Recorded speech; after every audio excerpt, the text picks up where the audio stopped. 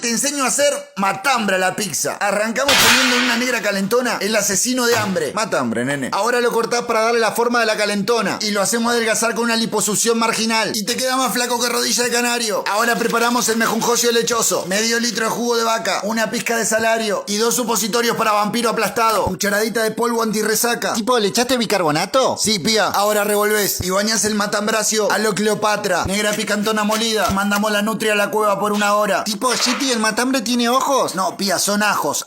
Parece un matambre enojado. Seguimos. Cacerolacio. Y una lata de tomate cubeteado. Salario. Cucharadita de alimento para lombrices. Condimento para pizza el que viene armado. Y para que no te quede más ácido que líquido para freno. ¿Tipo, otra vez bicarbonato? Sí, una pizca. Y lo enchatras todo con la salsuli. Cubrimos con el queso que nunca habla. Mozzarella, nene, mozzarella. Horno fuerte hasta que derrita el extracto vacuno. Una pizca de orégano. Y algo verde como unas aceitunas para que te creas que comes sano. Híbrido.